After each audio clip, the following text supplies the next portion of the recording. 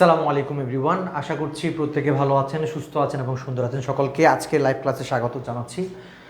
সকলের কাছে আন্তরিকভাবে দুঃখিত যে বেশ কিছুক্ষণ লেট হয়েছে, তার জন্য একটি টেকনিক্যাল প্রবলেম ছিল। এই জন্য অনেক দিন পরে আপনাদের সাথে অ্যাকাউন্টিং লাইভ ক্লাস নিয়ে হাজির হয়েছি। আজকের ক্লাসে ইনশাল্লাহ আমি চেষ্টা করব অপচয় চ্যাপ্টার অর্থাৎ দৃশ্যমান অদৃশ্যমান চ্যাপ্টারের বেশ কিছু এমসিকিউ থিওরিটিক্যাল এবং ম্যাথমেটিক্যাল কিছু এমসিকিউ সলভ করার জন্য ইনশাল্লাহ। সো প্রত্যেকে হচ্ছে আশা করি ক্লাসে একদম অ্যাটেন্টিভলি হচ্ছে অ্যাটেন্ড করবেন। সো যারা যারা ক্লাসটা দেখতেন কাইন্ডলি একটু জানাবেন সব কিছু ক্লিয়ারলি শোনা যাচ্ছে কিনা এবং দেখা যাচ্ছে কিনা। আর অনেকে ক্লাসে আছেন যারা হচ্ছে ক্লাসে হচ্ছে বেশ কিছু কিপটামি করেন, ক্লাস করবেন কিন্তু হচ্ছে কী করবেন, রেসপন্স করবেন না। সো এটা করা যাবে না। আমরা অনলাইন ক্লাসগুলোকে অবশ্যই হচ্ছে বরাবর মতো বলে রাখি অফলাইন ক্লাসের মতো মনে করতে হবে, তাহলে ক্লাসটা অনেক বেশি হচ্ছে লাইভলি হবে এবং হচ্ছে ইন্টারাক্টিভ হবে এবং আপনারা অনেক কিছু জানতে পারবেন ইনশাআল্লাহ। সো আসেন প্রত্যেকে হচ্ছে একটু জানান সব কিছু ক্লিয়ারলি শোনা যাচ্ছে কিনা এবং দেখা যাচ্ছে কিনা এবং প্রত্যেকে হচ্ছে আমার কথা ক্লিয়ারলি শুনতে পারছেন কিনা। আপনারা কাইন্ডলি হচ্ছে যখন ক্লাস করবেন তখন হচ্ছে যে একটু এমসিকিউ উত্তরটা আমি কীভাবে লেখা সিস্টেম একটু বলে দিই। আমরা অনেক সময় লিখতে পারি না, সেটা হচ্ছে স্যার দেখেন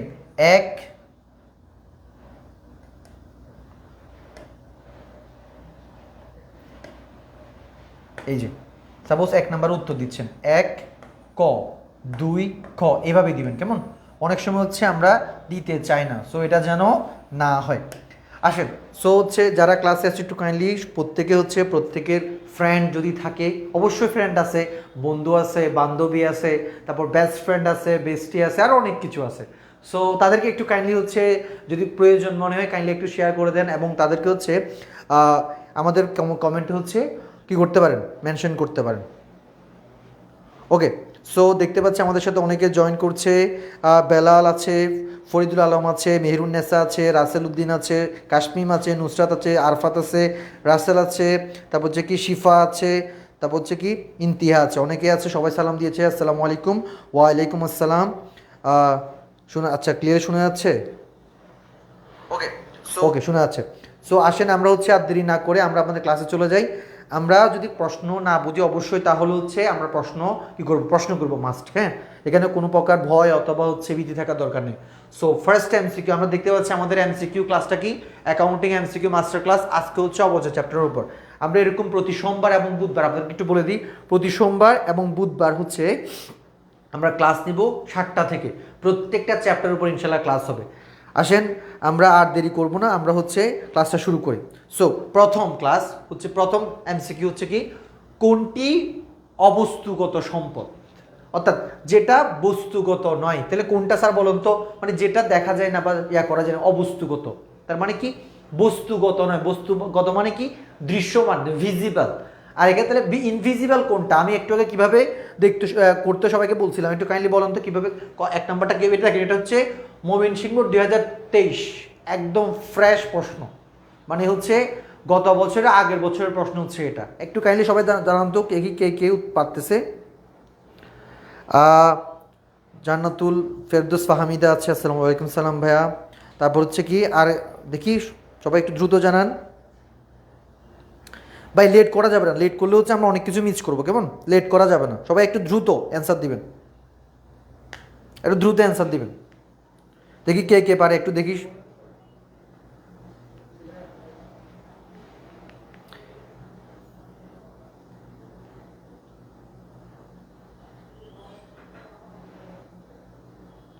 প্লিজ সবাই একটু আমরা অ্যাটেন্টিভলি একটু ফাস্ট হচ্ছে কি করব জানাবো।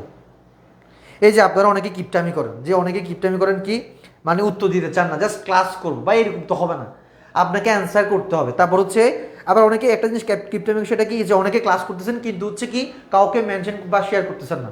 বা এই ক্লাসটা আরেকজন তো উপকার আসতে পারে, তাই না? আমি তো এখানে ট্রাই করবো যে প্রত্যেকটা এমসিকিউ কীভাবে হচ্ছে সলভ করতে হয় বোর্ড কোয়েশ্চেনগুলো, এবং এখান থেকে আর কি সম্পূরক প্রশ্ন এরকম স্টাইলে কোন প্রশ্ন আসতে পারে সেগুলো বলবো। সো প্লিজ সকলে হচ্ছে দ্রুত হচ্ছে আমাদের ক্লাসটা শেয়ার করে দেন এবং হচ্ছে আপনার ফ্রেন্ডদেরকে মেনশন করে দেন, ইনশাল্লাহ সকলে উপকৃত হবে। ওকে, সো হচ্ছে চন্দ্রিমা দত্ত তিশা বলছে হচ্ছে 1 ঘ, তারপর হচ্ছে ইফাত বলছে হচ্ছে ক, তারপর হচ্ছে শিফা বলছে তারপর হচ্ছে কি এটা কি স্বর্ণা বলছে ক। ওকে, সো অনেকে উত্তর দিয়েছে ক। সো দেখি উত্তর হয় কি না, আমরা একটু সবার উত্তরটা একটু দেখি হচ্ছে কি না।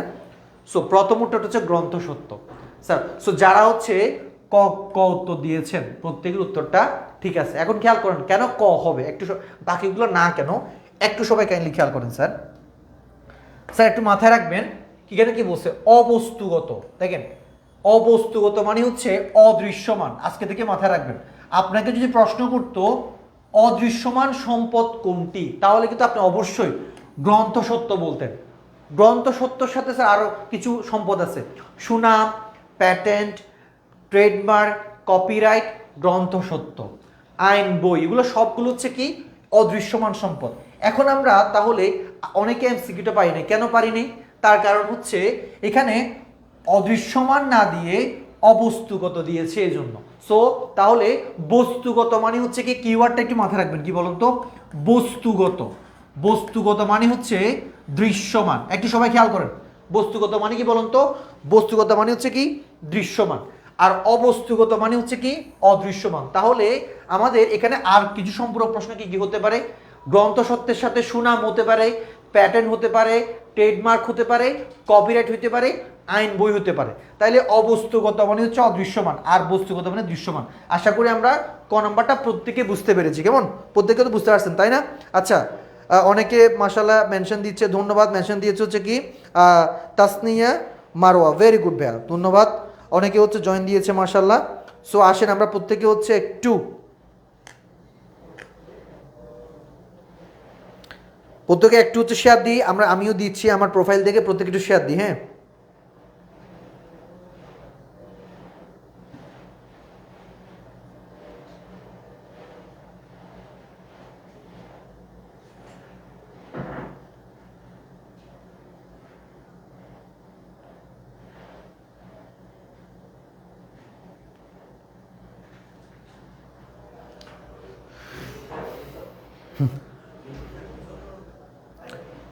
ওকে। তাহলে স্যার দেখেন আমাদের তাহলে একটা এমসিকিউ ডান। আমরা এখান থেকে কি কি প্রশ্ন আসতে পারে সবগুলো আলহামদুলিল্লাহ দেখে ফেলছি, কেমন?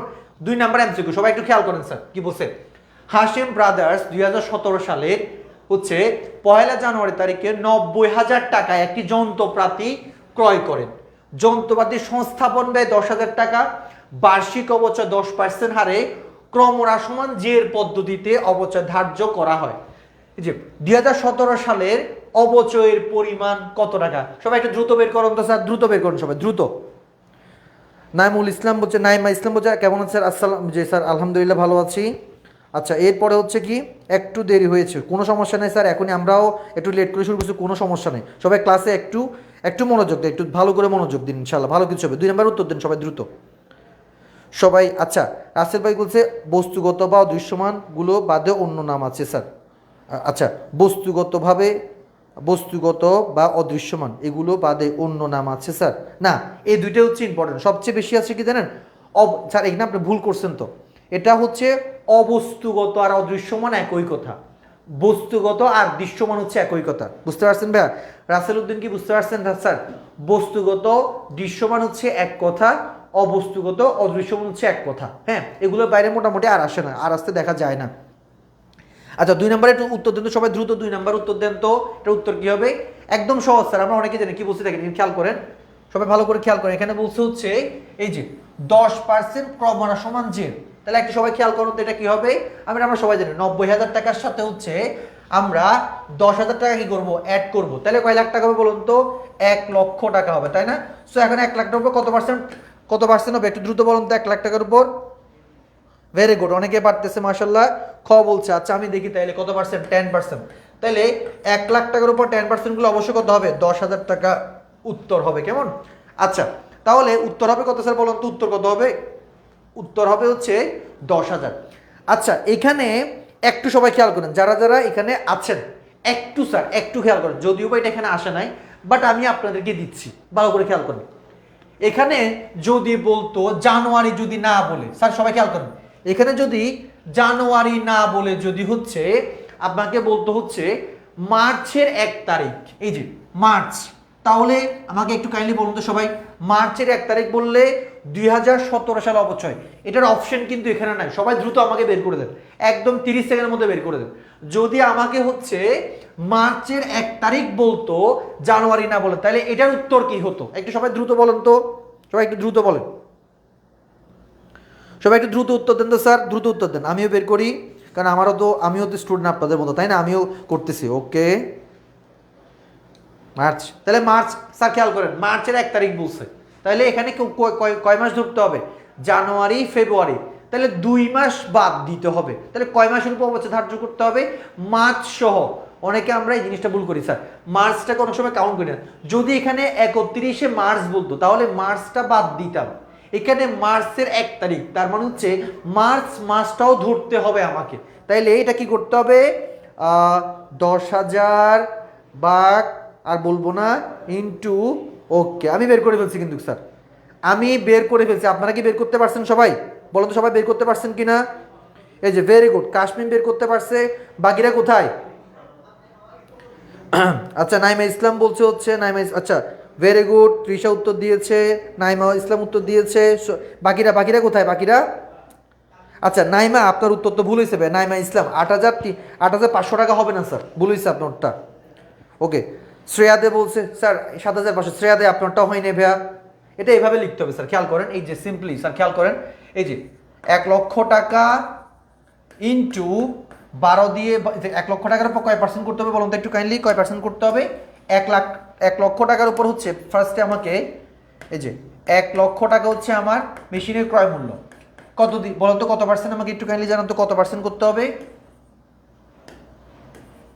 আচ্ছা কয় পার্সেন্ট? ও 73, 1 লক্ষ টাকা ইন্টু 10%, সবাই অনেকে ভুল করি আমরা 10%। এবার দেখেন স্যার, আমরা জানি, এটা আজকে থেকে মাথায় রাখবেন যে অ্যাকাউন্টে অন্যান্য জায়গায়ও কাজে লাগবে। কোনো একটা নাম্বারের উপর যদি পার্সেন্টেজ করা হয়, সেটা সুদের ক্ষেত্রে হোক বা অবচয়ের ক্ষেত্রে হোক, কোনো একটা নাম্বারের উপর পার্সেন্টেজ করলে যে টাকার ফিগারটা বের হয়, সেটা সবসময় 12 মাসের বের হয়। তাইলে 1 লক্ষ টাকার উপর 10% করলে কত টাকা বের হবে বলুন তো? 1 লক্ষ টাকার উপর 10% করলে হচ্ছে 10,000 টাকা বের হয়। তাহলে এই যে 10,000 টাকা, এটা হচ্ছে 1 বছর বা 12 মাসের অবচয়। আমাকে বলছে মার্চের 1 তারিখ স্যার, কয় তারিখ? মার্চের 1, তার মানে হচ্ছে আমি 12 মাস যেটা বেরিয়েছে ওটা আমার হবে না। তাহলে কি করতে আমাকে বলুন তো? একদম সুন্দরভাবে 10,000 টাকাকে 12 দিয়ে ভাগ করব। এখন স্যার অবচয় কত মাসের হবে? একদম সহজ, মার্চের 1 তারিখ যেহেতু বলছে, তাহলে কি হবে বলুন তো? জানুয়ারি, ফেব্রুয়ারি বাদ, আর 12 মাসের মধ্যে 2 মাস বাদ দিলে আর 10 মাস, তাহলে 12 দিয়ে ভাগ 10 দিয়ে গুণ, সো বের হবে কত? 8,333 টাকা। সবাই বুঝে গেছে স্যার? বুঝতে পারছেন নাকি? দ্রুত বলুন তো। জি আলহামদুলিল্লাহ বুঝতে পারছি স্যার, একটু বলুন তো সবাই বুঝছেন কিনা?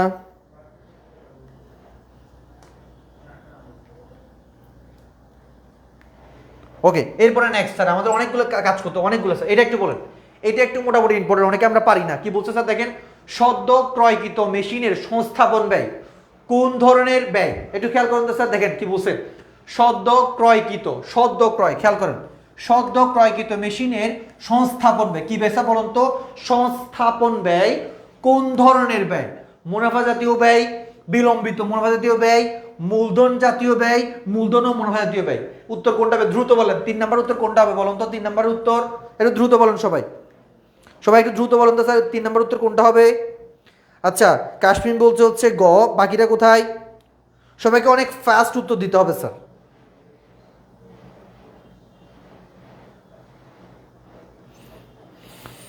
আচ্ছা, ফাতেমা তাসনিম বলছে হচ্ছে গ, ভেরি গুড ভাইয়া। আর বাকিরা?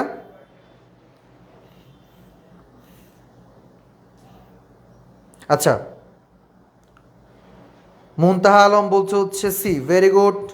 বাকিরা? শ্রেয়াদে বলছে সি, ফরিদুল আলম বলছে সি। ওকে, অনেকে সি বলছে, তার মানে হচ্ছে অবশ্যই যেহেতু এতগুলো মানুষ বলছে, তাহলে আমারটা ভুল হলো, আপনাদেরটা ঠিক। সো উত্তর হবে কি? উত্তর হবে হচ্ছে মূলধন জাতীয় ব্যয়। Very good sir. এখানে কয়েকটা সম্পূরক কথা বলিনি, যেটা আপনাদেরকে কাজে লাগতে পারে। কি স্যার? খেয়াল করেন কি বলছে, সদ্য ক্রয়কৃত, ঘাবড়ানোর কোনো কিছুই নেই। দেখেন, মেশিনের সংস্থাপন ব্যয়, স্যার দেখেন আমরা জানি কোন একটা স্থায়ী সম্পদ অর্জন করতে গিয়ে যত প্রকার ব্যয় হয় সবগুলো হচ্ছে স্থায়ী ব্যয়, মনে থাকবে স্যার? তাহলে একটা স্থায়ী সম্পদ, একদম শর্টকাটটা, কোনো প্রকার স্থায়ী ব্যয় অর্জন করতে গিয়ে যত প্রকার ব্যয় সংগঠিত হবে সবগুলো হচ্ছে কি বলুন তো, সবগুলো হচ্ছে স্থায়ী ব্যয়। আর স্থায়ী ব্যয় অবশ্যই মূলধন জাতীয় ব্যয় হয়। সবাই কি বুঝতে পারছেন স্যার? তাহলে মাথায় রাখবেন, সংস্থাপন ব্যয় হোক, একটা সম্পদ ক্রয় করতে কি কি লাগে স্যার দেখেন, সংস্থাপন ব্যয়, জাহাজ ভাড়া, আমদানি শুল্ক, তারপর হচ্ছে কি ভ্যাট, সবগুলো হচ্ছে মূলধন জাতীয় ব্যয়ের মধ্যে পড়বে। কিন্তু সম্পত্তি হচ্ছে মেরামত ব্যয়। পরে রাখবেন স্যার, মেরামত শুধুমাত্র হচ্ছে একবার ঘরের মেরামত, মেশিন চললে মেরামত করতে হবে, প্রত্যেক বছর মেরামত করতে হয় অথবা বছরে 2-3 বার করতে হয়। তাহলে মেরামত জিনিসটা ব্যয়টা হচ্ছে আমাকে বারবার করতে হয়। আমরা জানি যেগুলো বারবার করতে হয় সেগুলোকে বলা হচ্ছে মুনাফা জাতীয় ব্যয়, আর যেগুলো হচ্ছে একবার করতে হয় সেগুলো মূলধন জাতীয় ব্যয়। মনে থাকবে স্যার? তাহলে যদি বলা হয় সম্পত্তি মেরামত জাতীয় ব্যয়, সম্পত্তি মেরামত ব্যয়, এটা কোন ধরনের ব্যয়? মুনাফা জাতীয় ব্যয়। আর এছাড়া বাকি সবগুলো হচ্ছে কি মূলধন জাতীয় ব্যয়। ক্লিয়ারলি বুঝে গেছে স্যার? ওকে, এরপরে স্যার খেয়াল করেন ভালো করে, ইনশাল্লাহ পারবো। এটা একটু ভুল হয়েছে, এখানে প্রশ্নটা একটু ভুল হয়েছে। দেখেন আমি একটু এখানে কেটে দিচ্ছি, এই প্রশ্নটা ভুল হয়েছে, এখানে একটু আমার মিস্টেক আছে, একটু সবাই বলে দিই। দেখেন স্যার, কোন সম্পদের উপর অপচয় হয় না, একটু দেখেন এটা উত্তর প্রশ্ন। কোন সম্পদের উপর, সম্পদের, আমার লেখা খুব সুন্দর, এই জন্য কেউ না বুঝলে প্রশ্ন করবে, আমার লেখা অনেক বেশি সুন্দর, সবাই বুঝে না কেমন? আমার লেখা বোঝার জন্য মোটামুটি একটা ভালো কোয়ালিটি লাগে, বুঝে গেছে? এত বেশি সুন্দর যে অনেকেই বুঝে না। কোন সম্পদের উপর অবচয় ধার্য হয় না, ধার্য হয় না, এটা এখানে ভুল হয়েছে। একটু বলুন তো এটা কি হবে স্যার? এটা সিলেবস 22-এ আসছে। বলুন তো কোন সম্পদের উপর অবচয় ধার্য হয় না, দ্রুত বলেন 4 নাম্বারটা।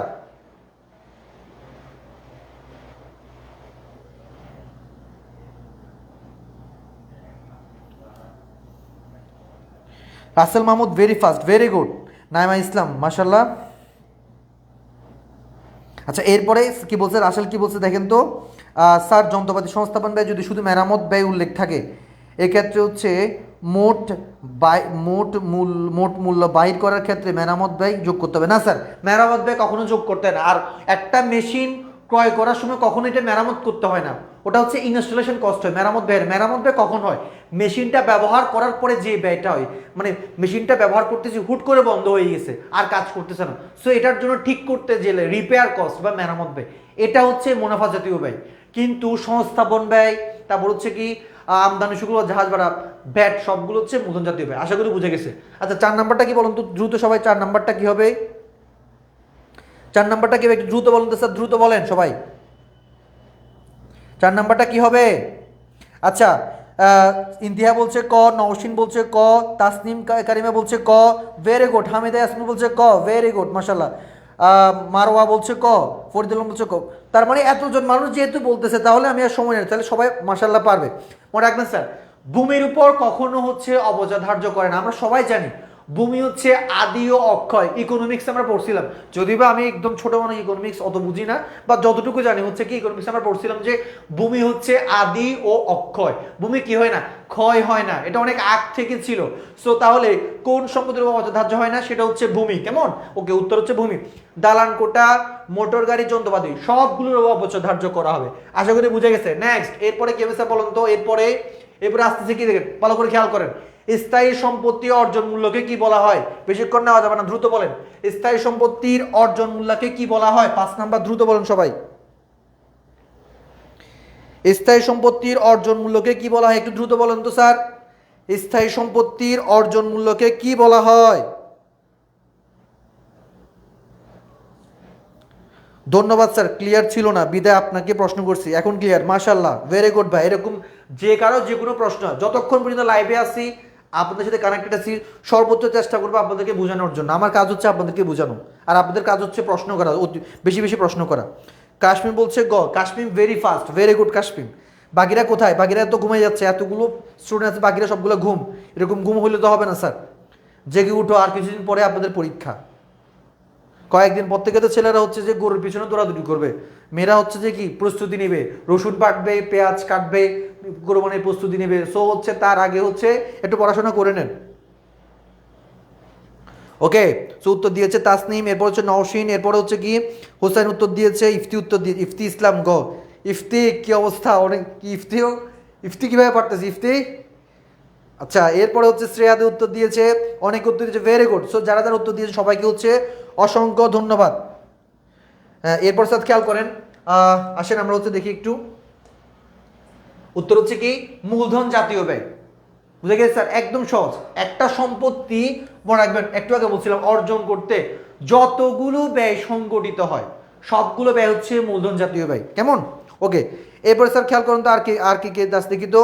তৃষা বলছে গ, তৃষা হচ্ছে তৃষা, তারপর তাসনিমা করিম নীল আকাশ। বাহ, নীল আকাশ, আকাশ তো নীলই হয়, কে মাঝে মধ্যে হচ্ছে কালো হতে পারে, এখন হচ্ছে আকাশ মোটামুটি কালো থাকে সবসময়। সো আপনারা অনেক লেট উত্তর দিচ্ছেন। উম্মে রহমান এতক্ষণ পরে ভাই, ওয়ালাইকুম আসসালাম। আচ্ছা, সো সবাই পারছি। এরপরে আসেন স্যার, এইটাই খুব ইম্পর্টেন্ট। এই আহা, উত্তরটা দেখে গেছেন সবাই। আচ্ছা, কে কে উত্তর দেখেন একটু দ্রুত বলেন তো। 6 নম্বর উত্তর, মূলধনী খরচ হলো মেশিন ক্রয়, মেশিনের সংস্থাপন ব্যয়, মেশিনের মেরামত ব্যয়। কোনটা স্যার বলুন তো, একটু দ্রুত বলুন তো। মূলধনী খরচ পারার কথা, একটু আগে বুঝেছি মাত্র। মেশিন ক্রয়, মেশিনের সংস্থাপন ব্যয়, মেশিনের মেরামত ব্যয়, কোনটা কোনটা হবে একটু দ্রুত বলুন তো। যদিও বা অনেকে উত্তর দেখছেন, বাট মনে করেন যে হচ্ছে উত্তর দেখেন নাই, তারপর বলেন।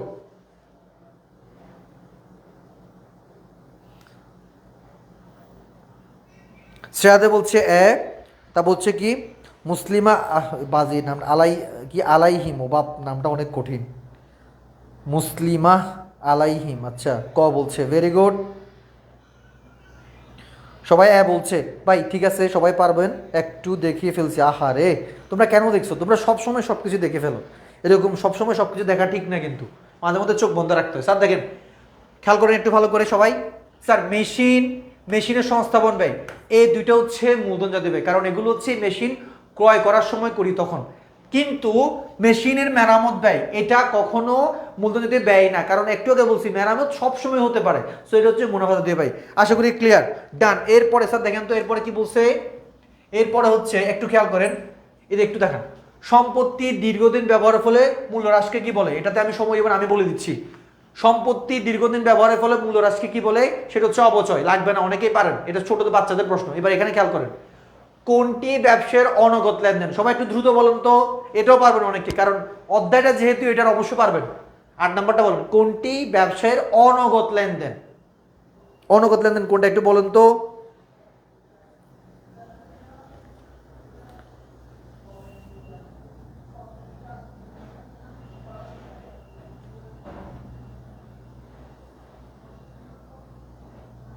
ওকে, ভেরি গুড, অবচয় সবাই পারে, মাশাল্লাহ। এখন একটা কথা বলি স্যার, এই যে এটার একটা বৈশিষ্ট্য বলি, একটা সম্পূরক প্রশ্ন, সবাই একটু মাথায় রাখবেন স্যার। দেখেন, এই অবচয়কে কয়েকটা নামে ডাকা হয়। কি কি স্যার খেয়াল করেন, এটা হচ্ছে একটি অনগত লেনদেন। একটু সবাই লিখে রাখেন দ্রুত, একটু লিখে রাখেন তো কাইন্ডলি, একটু লিখে রাখেন। এই জায়গা থেকে একটা সম্পূরক প্রশ্ন হয়।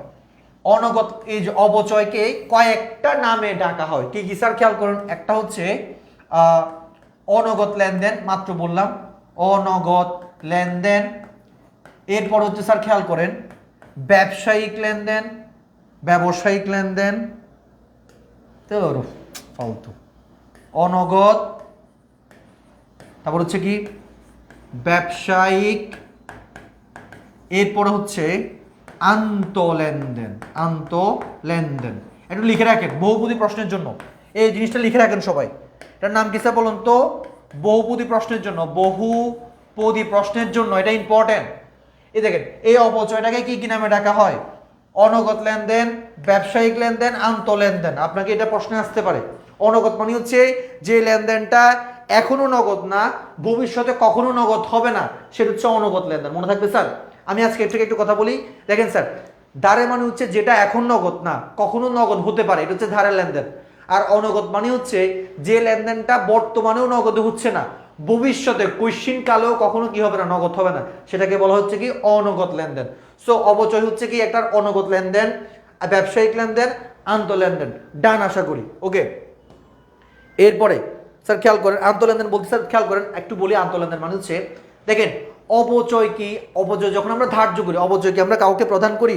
অপচয় কখনো আমরা কাউকে দিই না। অপচয় সবসময় আমরা আমাদের প্রতিষ্ঠানেই রাখি। বুঝে গেছে?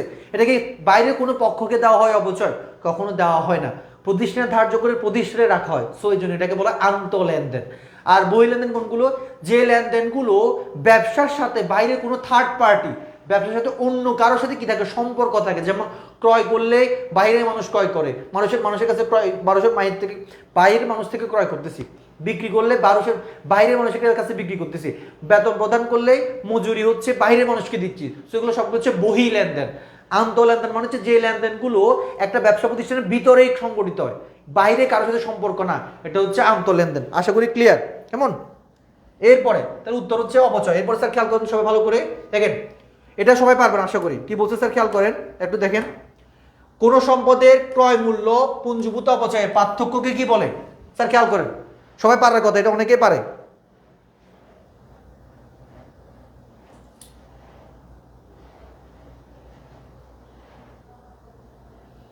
স্যার খেয়াল করেন তো কি বলছে, কোন সম্পদের ক্রয় মূল্য এবং পুঞ্জীভূত অপচয়।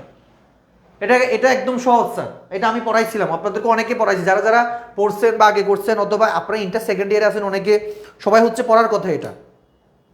স্যার এগুলো তো ক্লাস 10-এর, ওকে ক্লাস 10-এর না ভাইয়া, এগুলো হচ্ছে ইন্টারেরই ম্যাথ। আপনার যেহেতু আপনি অনেকে পারেন তাহলে মনে হচ্ছে আপনার।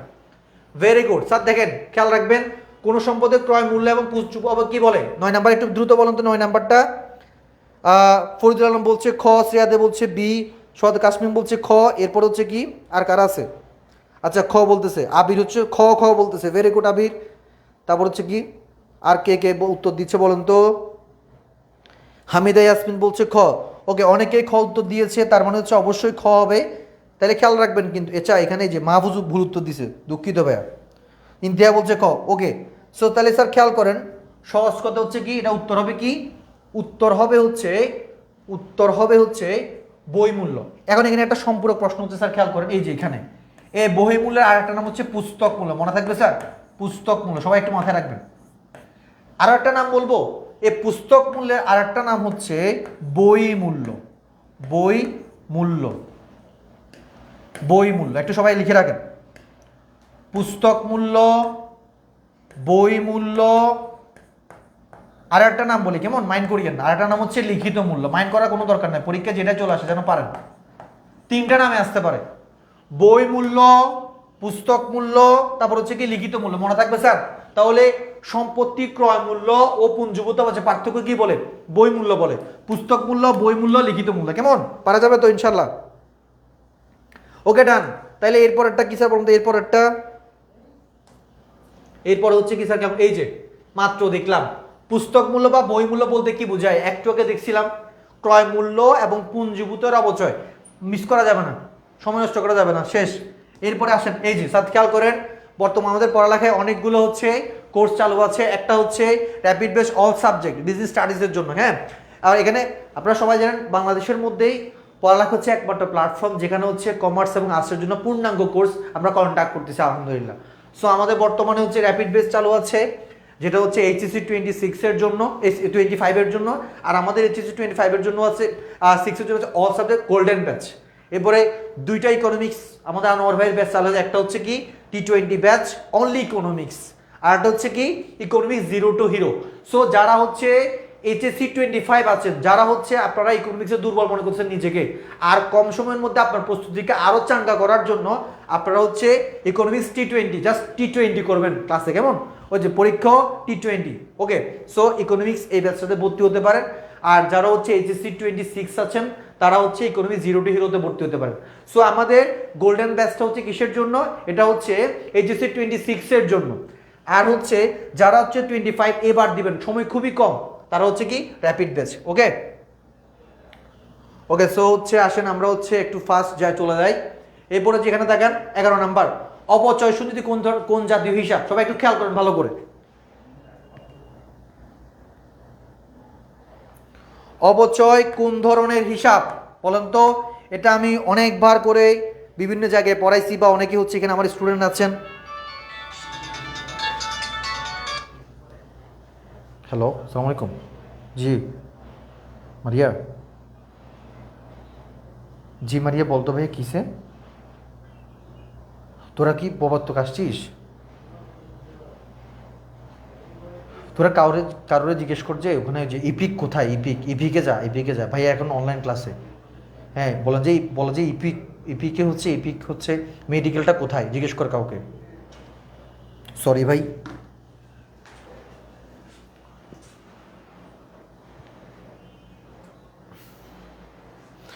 ওকে তাহলে স্যার আসুন তো একটু খেয়াল করি। কি বলছে, অপচয় সঞ্চিতি কি জাতীয় হিসাব? এই যে অনেকে ভুল করতেছে।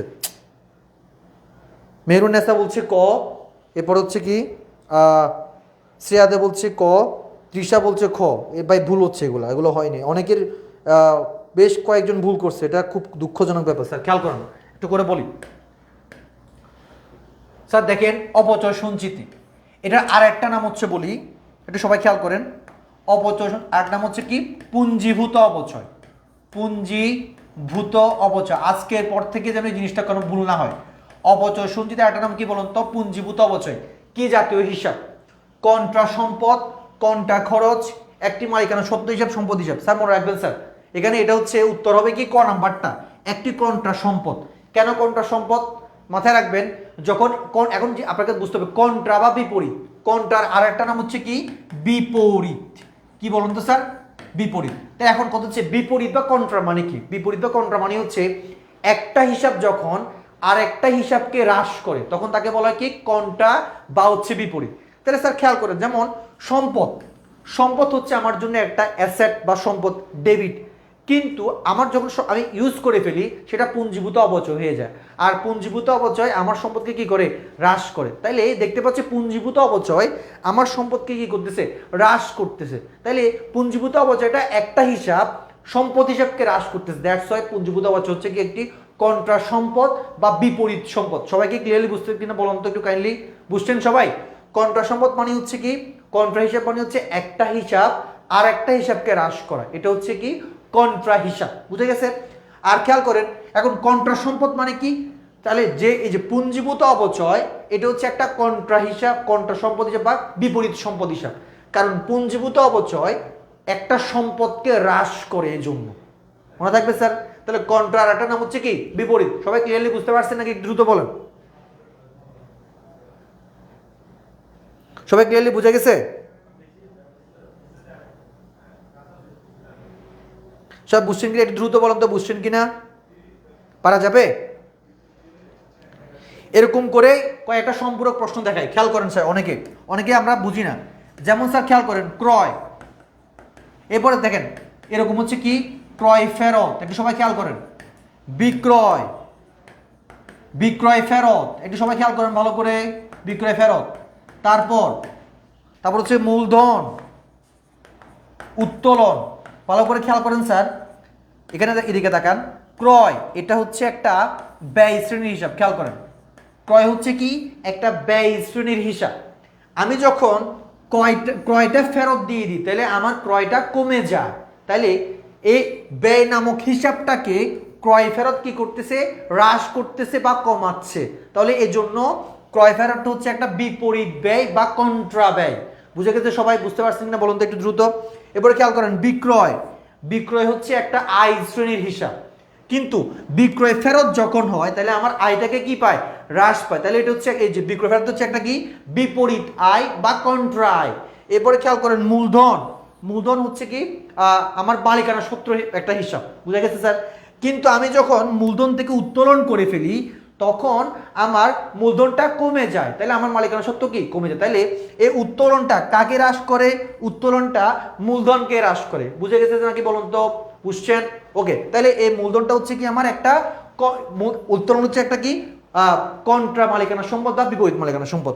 সবাই বুঝে গেছে নাকি একটু বলুন তো দ্রুত, ক্লিয়ারলি বুঝছেন? আজকের পর থেকে আর কখনো ভুল হবে না তো। তাহলে মাথায় রাখবেন পুঞ্জীভূত অপচয় আরেকটা নাম হচ্ছে কি অপচয় সঞ্চিতি। বুঝে গেছে? আচ্ছা আরেকটা নাম লিখে নেন, অপচয় সঞ্চিতির আরো একটা নাম লিখে নেন, সেটা হচ্ছে কি? সেটা হচ্ছে অপচয় তহবিল। একটু লিখে রাখেন স্যার, এগুলো কাজে লাগতে পারে। অপচয় তহবিল, অপচয় সঞ্চিতি, অপচয় তহবিল, পুঞ্জীভূত অপচয়। মনে থাকবে স্যার? আর একটা নাম লিখেন সবাই, ওকে, জমাকৃত অপচয়। সব কিছু একই কথা, পরীক্ষায় যেভাবে আসুক। অপচয় সঞ্চিতি, অপচয় তহবিল, জমাকৃত অপচয়, পুঞ্জীভূত অপচয়, সবগুলো একই কথা। কেমন? ওকে, এরপরে স্যার খেয়াল করেন তো এরপরে কি আছে? আচ্ছা এটা গেল। নেক্সট উত্তর হচ্ছে কি, এবার দেখেন পুঞ্জীভূত অপচয় কোন ধরনের হিসাব, মাত্র দেখালাম, সেটা হচ্ছে কি বিপরীত সম্পদ। আচ্ছা, এরপরে অপচয়যোগ্য মূল্যকে আয়ুষ্কাল দ্বারা ভাগ করলে কি পাওয়া যায়? অপচয় পাওয়া যায়। এটা অপচয়, এটাও সহজ পারবো আপনারা সবাই। এইটা বলেন, এই যে একটু আগে দেখাইছি স্যার, খেয়াল করেন, এই যে এখন দেখাইছি। দেখেন অপচয় হলো একটি আন্তঃলেনদেন স্থায়ী সম্পত্তির মূল্যের উপর ধার্য করা হয় একটি অনগদ খরচ। উত্তর কি হবে? একটু দ্রুত বলুন 14 নাম্বারটা। একটু আগে আমি এটা নিয়ে হিন্ট দিছিলাম, দ্রুত বলেন সবাই। 14 নাম্বারটা একটু দ্রুত বলেন তো।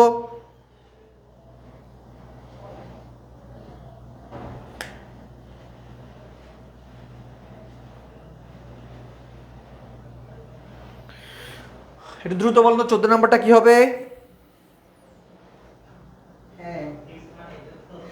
14 গ বলতেছে। ওকে, আচ্ছা আবির ভুল হইছে ভাইয়া, ভুল হইছে। বাকিরা কোথায়? বাকিরা কোথায়? কাশ্মীর হচ্ছে কি? কাশ্মীর বলতেছে কি? কাশ্মীর বলতেছে গ, টিশা বলতে হচ্ছে ঘ।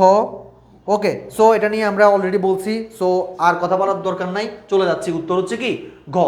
এটা একটা হচ্ছে আন্তঃলেনদেন, একটু আগে বলছি, যেটা প্রতিষ্ঠানের ভিতরে হয়, স্থায়ী সম্পত্তির উপর মূল্যের উপর ধার্য করা হয়। অবশ্যই স্থায়ী সম্পত্তির উপর মূল্যের উপর ধার্য করা হয় একটি অনগত লেনদেন বা খরচ। ডান। এরপরে এই যে এটা দেখেন অপচয়, আবার আসছে, দেখছেন স্যার অপচয় নিয়ে কত প্রকার প্রশ্ন আসতেছে। সো তাহলে অপচয় নিয়ে যতগুলো বহুপদী আপনি আপনার হচ্ছে টেস্ট পেপারে দেখবেন, বোর্ড কোয়েশ্চেন দেখবেন, সবগুলো জিটিএম মেথডে বা এটিএম মেথডে মুখস্থ। এটিএম মেথড মানে মনে আছে? রাখবেন স্যার, একটা একটু দেখাই। এটিএম মেথড খুবই ইম্পর্টেন্ট একটা জিনিস স্যার, অথবা জিটিএম মেথড। যারা চিটিংগা আছেন তারা বুঝবেন, চিটিংগাদেরটা প্রথমে বলি স্যার। জিটিএম মানে হচ্ছে মুখস্থ করার সবচেয়ে সহজ পদ্ধতি। চিটিংগা যারা আছেন, হ্যাঁ খেয়াল করেন, কোনো জিনিস বুঝতেছেন না বা হচ্ছে মুখস্থ করা দরকার, কিভাবে মুখস্থ করবেন? জিটিএম মেথডে। জিটিএম মানে কি দেখেন স্যার, গম গড়ি, জি মানে গম, টি মানে হচ্ছে যে কি ঠাস ইয়েরে, এম মানে হচ্ছে মুখস্থ। তাহলে জিডিএম মানে কি? গম গড়ি ঠাস ইয়েরে মুখস্থ। আর যারা হচ্ছে আউট অফ চিটগং বা চিটগংয়ের ভাষা বুঝে না, তাদের জন্য হচ্ছে কি এটিএম মেথড, এক টানা মুখস্থ, এক টানা মুখস্থ। সো অপচয় নিয়ে যেখানে যেখানে বহুপদী দেখবেন সেখানে চিটিংরা করবেন জিটিএম মেথডে, আর আউট অফ চিটগংরা করবেন কি এটিএম মেথডে। মনে থাকবে স্যার? মনে থাকবে? ওকে, তাহলে এটা কি হবে দেখেন তো, ব্যয় বন্টন প্রক্রিয়া, স্থায়ী সম্পদ বন্টন প্রক্রিয়া, দায় বন্টন প্রক্রিয়া। তাহলে উত্তর অবশ্যই খ নাম্বার, 3 নাম্বারটা হবে না, উত্তর হবে কোনটা? 1 আর 2। উত্তর কোনটা হবে? উত্তর কোনটা হবে? 1 আর 2। Very good. আচ্ছা, এরপরে আমরা যাই, সেটা হচ্ছে, আচ্ছা হ্যাঁ, এখানে একটু বলেন, এটা একটু পারার দেখি, অনেকে এটা হয়তো আটকাতে পারেন। এটা একটু বলেন তো সবাই, এটা একটু বলেন, ইম্পর্টেন্ট। অবচয় ধার্য, দেখেন স্যার অবচয় ধার্যের ফলে, অবচয় ধার্যের ফলে, তাহলে এখানে সমীকরণে কি কি প্রভাব পড়ে, এই জিনিসটাতে আমরা অনেকে ভুল করি। এই জিনিসটাতে 16 নম্বরে স্যার বলুন তো কি কি হইতে পারে? 16 নাম্বারটা উত্তর কি হতে পারে? একটু দ্রুত বলেন।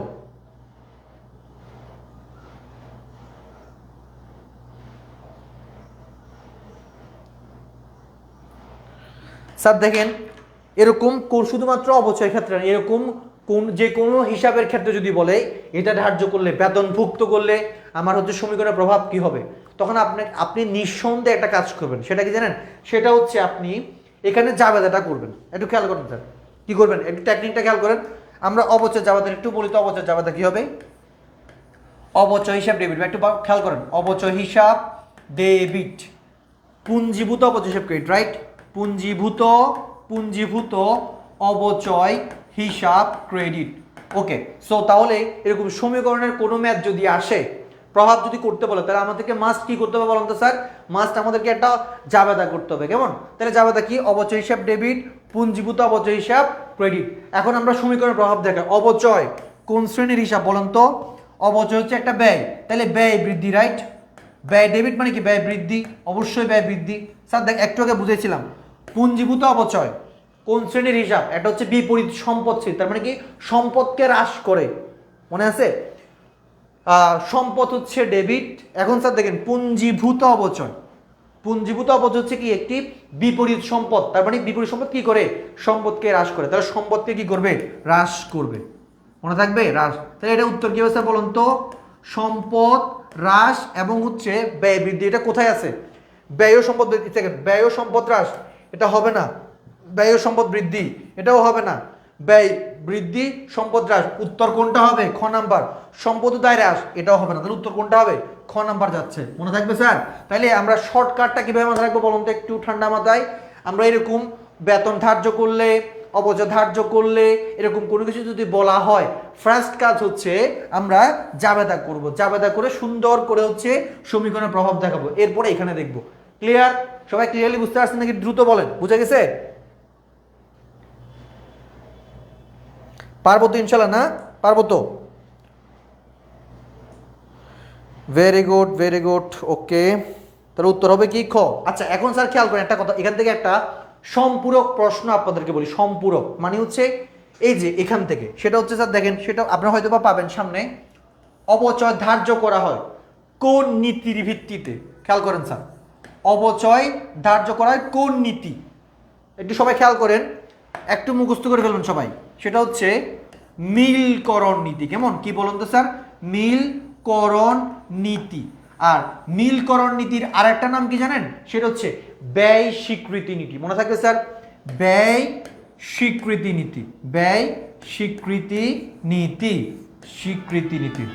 তো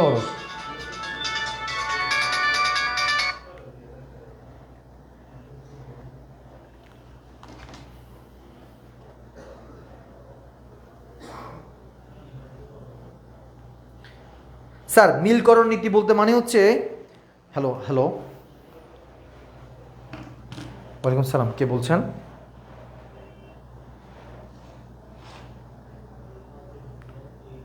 আপনি হচ্ছে ওই চিটং, এই যে মেডিকেল মেন গেট আছে না, মেন গেটে ওখানে, হ্যাঁ মেন গেটে ওটাতে নামাই দেন। আচ্ছা তাহলে ওখানে নামাই দেন, আমি হচ্ছে পরে আসবো, ওনাদেরকে বলছি ওখানে উপরে বসতে, আমি একটু কাজে আসি তো, ওনাকে একটু বলেন।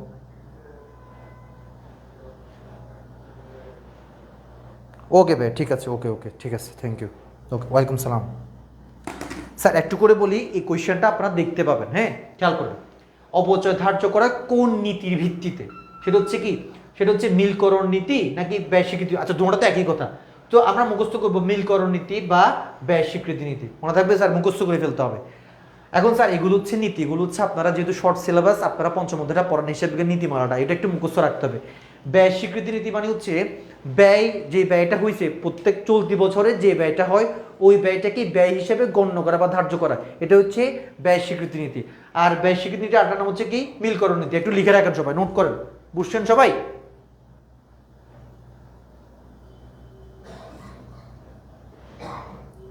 16 খ। হ্যাঁ তাহলে সম্পূরক প্রশ্নটা আলহামদুলিল্লাহ গেল।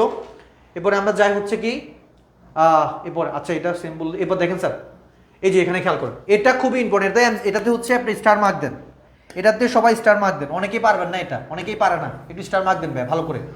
অবচয় প্রভাবিত করে কাকে? বিষদায় বিবরণীকে, মালিকানা সত্য বিবরণী থেকে, আর্থিক অবস্থার বিবরণী থেকে। আমরা অনেকে এটা পারি না। অবচয় কাকে কাকে প্রভাবিত করে, একটু সবাই খেয়াল করেন, অনেকে আমরা পারি না। কাকে কাকে প্রভাবিত করে বলুন তো স্যার? বিষদায় বিবরণীকে, মালিকানা সত্য বিবরণীকে, আর্থিক অবস্থার বিবরণীকে। সবাই দ্রুত বলেন।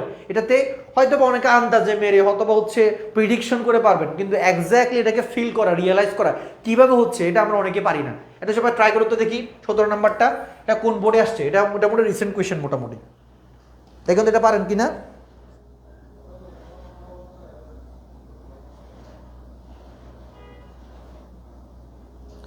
কি বলছে? 17 খ 1 আর 3, এই যে মোটামুটি পারবেন আমি জানি তো। বি হবে, নাইমা ইসলাম বি হবে। আচ্ছা এটাও বলছে বি। আচ্ছা এরপরে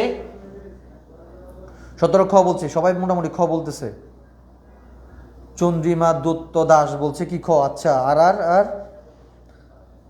ফারদিন বলছে হচ্ছে, জিদান বলছে হচ্ছে কি, আচ্ছা খ বলতেছে। মাশাল্লাহ অনেকে মোটামুটি পারতেছে। কিরে ভাই আপনারা, আমি তো বলছি তোমরা পারবা না, কিন্তু তোমরা দেখি পারতেছো, তোমরা অনেক বেশি খাবিল, সব কিছু বুঝো, পারো।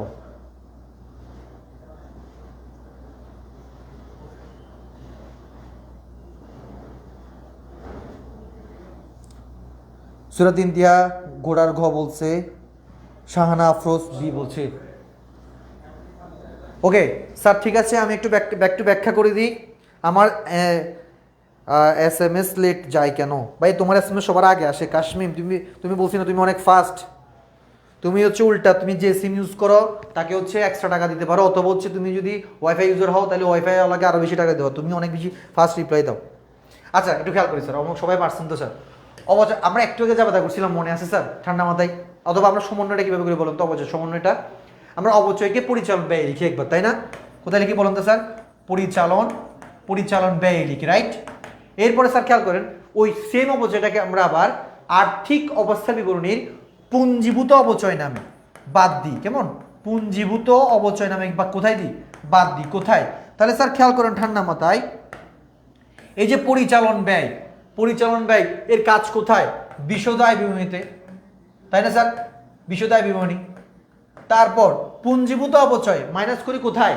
আর্থিক অবস্থার বিবরণী। সো সবাই পারছেন, সবাইকে অসংখ্য, আমি বলছি অনেকে পারবেন না। তো উত্তর হবে কি বলুন তো? উত্তর হবে হচ্ছে কি 1 আর 3। এখন এখান থেকে একটা প্রশ্ন সবাইকে আমি একটু করে বলে দিই হালকা করে, যাতে করে সবাই বুঝেন। সেটা হচ্ছে স্যার খেয়াল করেন, অবচয় ধার্য করলে কি কি হয়? স্যার দেখেন, অবচয় ধার্য করলে স্যার দেখেন আমার নিট মুনাফা কম হয়। কেমন? নিট মুনাফা কি হয়? নিট মুনাফা কম হয়। একটু সবাই ভালো করে বুঝেন, একটু সবাইকে ভালো করে বুঝিয়ে দিচ্ছি এটা। অবচয় একটু সবাই খেয়াল করেন, এটা অনেক ইম্পর্টেন্ট একটা প্রশ্ন। অবচয় ধার্য করলে আমার নিট মুনাফা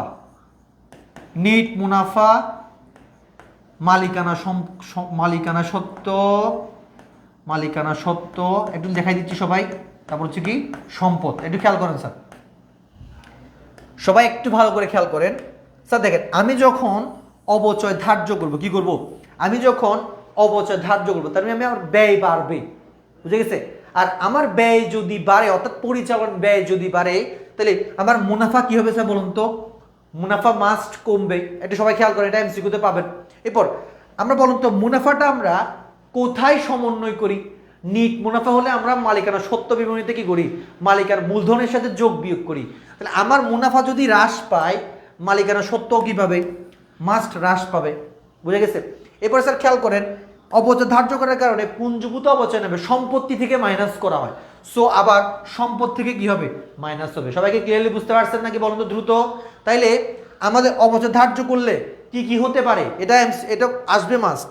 সেটা হচ্ছে নিট মুনাফা হ্রাস পাবে, মালিকানা সত্ত্ব হ্রাস পাবে, সম্পদ হ্রাস পাবে। বুঝে গেছে স্যার? এবার অনেক সময় প্রশ্ন আসে হচ্ছে অবচয় ধার্য না করলে কি হবে? অবচয় ধার্য না করলে এটাও প্রশ্নে আসে, তখন তাহলে এগুলো উল্টা হবে। নেট মুনাফা বেশি দেখাবে, মালিকানা সত্ত্ব বেশি দেখাবে। কারণ আমি যেহেতু অবচয় ধার্য করতে, তাহলে আমার ব্যয় কম হলে মুনাফা বেশি হবে, মুনাফা বেশি দেখালে মালিকানা সত্ত্ব বেশি দেখাবে। আবার সেম ওয়েতে আমি পুঞ্জীভূত অবচয়কে মাইনাস করবো না সম্পত্তি থেকে, তাহলে আমার সম্পদ বেশি দেখাবে। সবাই কি ক্লিয়ারলি বুঝতে পারছেন? একটু দ্রুত বলুন তো জিনিসটা, এটা এমসিকিউতে আসে। বুঝে গেছে স্যার? সবাইকে ক্লিয়ারলি বুঝতে পারছেন নাকি? দ্রুত বলেন। বুঝে গেছে? আলহামদুলিল্লাহ, পারা যাবে জিনিসটা। আচ্ছা, এবার একটা জিনিস খেয়াল করেন, এখানে একটা গুরুত্বপূর্ণ, সেটা হচ্ছে অবচয়ের যে ব্যাপারটা। ওহো, এটা কি আমার কি নড়ে গেছে? অবচয় নিয়ে আরেকটা সম্পূরক প্রশ্ন, এটা হয়তো বা আমরা অনেকে দেখি নাই, কিন্তু এটা দেখতে হবে, জানতে হবে। সেটা হচ্ছে অবচয় ধার্য করলে কোন মুনাফা হচ্ছে কি হয়? প্রভাবিত হয়। একটু সবাই খেয়াল করেন স্যার, মোট মুনাফা নাকি নিট মুনাফা? এটা একটা সবার কাছে প্রশ্ন আমার। এটাতে পরীক্ষা প্রশ্নে পাবেন স্যার, এগুলো খুবই গুরুত্বপূর্ণ, না বুঝবেন না পরীক্ষার হলে এগুলো কনফিউজ হবেন। অবচয় ধার্য করা হলে অবচয় কোন মুনাফাকে প্রভাবিত করে? মোট মুনাফাকে নাকি নিট মুনাফাকে? একটু চিন্তা করে বলুন তো, কোন মুনাফাকে প্রভাবিত করে? একটু দ্রুত বলুন তো।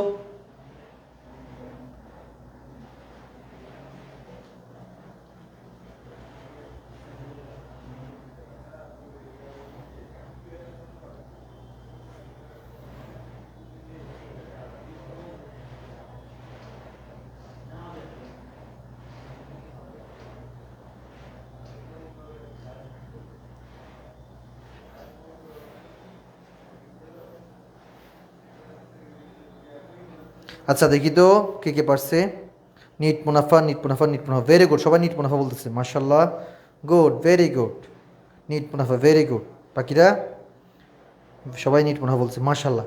তো এই যে বুঝে অনেক উত্তর দিয়েছে স্যার। খেয়াল রাখবেন, অবচয় ধার্য করা হয় পরিচালন ব্যয়।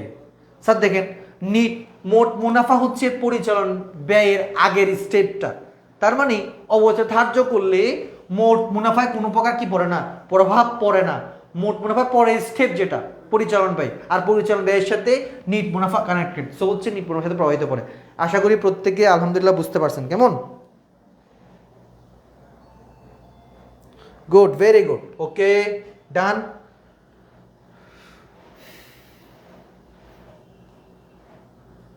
এই যে এটা একটু বলে দিই, এরপরে হচ্ছে আমাদের আজকের ক্লাসে শেষ করবো, কারণ এরপরে বাংলা ক্লাসে চাপ পাবেন। স্যার খেয়াল করেন, অতিরিক্ত একটু আগে পড়াইছিলাম, এখন পারার, একটু আগে যে প্রিন্সিপালটা পড়াইছি এখন পারার কথা, অতিরিক্ত অবচয়। তাহলে স্যার অবচয় হচ্ছে একটা ব্যয়, আর আমার ব্যয় যদি অতিরিক্ত হয়, ব্যয় যদি কি হয়, অতিরিক্ত ধার্য করি, তার মানে আমার ব্যয় বেশি দেখাচ্ছে।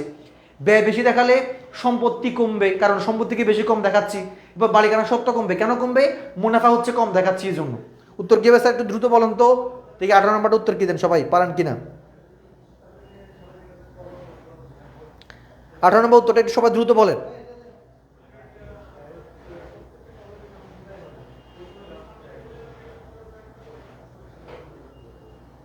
আঠারো নম্বরের উত্তরটা একটু দ্রুত বলেন সবাই। 18 বলতেছে খ, সম্পত্তির মূল্য কম দেখানো, মালিকানা সত্ত্ব কম দেখানো, আয় কম দেখানো। সবাই একটু দ্রুত বলেন। 18 ক বলছে নাইমা ইসলাম, কাশ্মীর বলছে ক। আচ্ছা দেখা যাক কি হবে। এরপরে বাকিরা কোথায়, বাকিরা কোথায়? দ্রুত, অনেকে চলে গেছে দেখছেন। স্যার দেখেন, যারা লাস্ট পর্যন্ত টিকে যায় তারাই হচ্ছে মোটামুটি সফল হয়। কেমন? অনেকে ধৈর্য হারা হয়ে যায়। ফারদিন বলছে হচ্ছে গ, ভেরি গুড ফারদিন। আচ্ছা দেখা যাক না, ভেরি গুড দিল পরে যদি নাই। মাহফুজা খানম ক বলছে। ওকে, সো আমরা প্রেস করে দিই, কেমন? উত্তর কোনটা হবে প্রেস করে দিই। ওকে,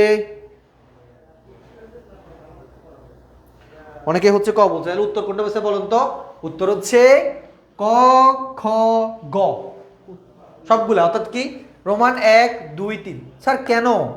স্যার একটু আগে বুঝেছি না স্যার, খেয়াল করেন না। এই যে দেখেন, অতিরিক্ত অবচয় এটা হচ্ছে আমার একটা ব্যয় শ্রেণীর হিসাব। ব্যয় যদি বেশি লিখি, তার মানে কি আমার আয় কম দেখানো হয়েছে। আর আয় যদি কম দেখায় তাহলে মুনাফাও কম হবে। মুনাফা কম হলে মালিকানা সত্ত্ব কি হবে? কম হবে। আর এদিকে হচ্ছে আমি অতিরিক্ত অবচয় বেশি কাউন্ট করা মানে হচ্ছে পুঞ্জীভূত অবচয় আমি বেশি কাউন্ট করতেছি। আর পুঞ্জীভূত অবচয় বেশি কাউন্ট করলে সম্পত্তি থেকে বেশি মাইনাস করা হবে। দ্যাটস ওয়াই সম্পত্তির মূল্য কিভাবে কম দেখাবে। সো উত্তর হচ্ছে ক। এই যে 1, 2, 3 সবাই কি বুঝতে পারছেন নাকি? দ্রুত বলুন তো। আলহামদুলিল্লাহ পারা যাবে? পারা যাবে তো ইনশাল্লাহ? বলুন তো পারবেন কিনা? সবাই পারবেন স্যার? বলুন তো পারবেন কিনা?